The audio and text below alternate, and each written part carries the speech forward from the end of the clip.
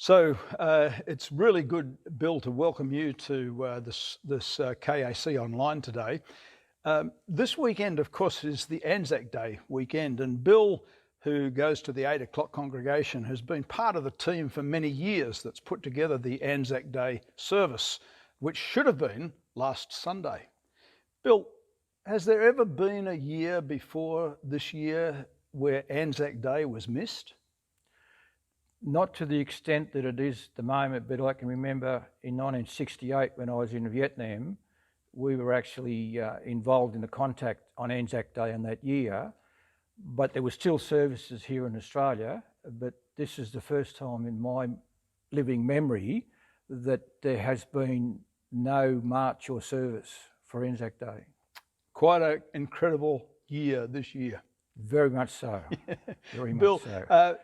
In the original planning for the Anzac service this year, you had chosen the theme Women at War. Yep. Why did you choose that theme for this year?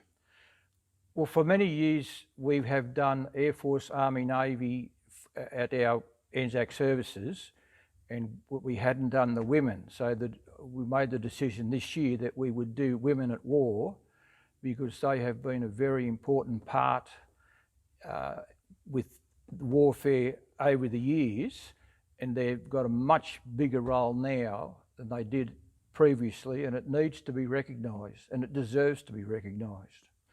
And was there a woman involved in Canberra yesterday? Yeah, at the service yesterday at the War Memorial, one of a female ex-servicewoman delivered the address, and the theme there, coincidentally, was Women at War.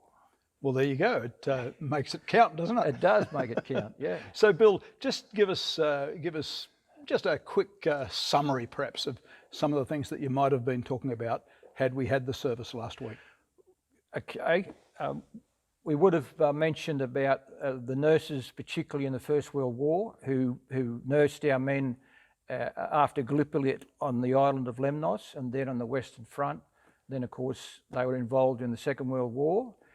And more importantly, a lot of them were clerks at headquarters and drivers and gunners and various jobs. And of course, these days, they now are allowed to be in all positions in the Army or the Navy and the Air Force, which includes as fighter pilots, captains of ships, and as infantry soldiers and tank crew people and gunners and much more than what they used to be, and we've actually had a few who were wounded in action in the last few years and serving in Afghanistan and Iraq and other places. Wow, so it's been quite a impressive growth into service for women over the years. It has. Yeah. It has. Thanks, Bill, and thank you for bringing that to our attention. The page 2 article, by the way, this week has been written by Bill, which is on the same theme. So thank you for that, Bill. Thank you. Hey, just before we finish, it's appropriate, I think, on this Anzac weekend for us to share the ode, the last post, and the reveille. Can you just lead us into the ode, okay, and then we'll follow up with the others.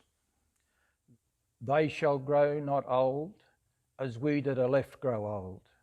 Age shall not weary them, nor the years condemn. At the going down of the sun, and in the morning, we will remember them.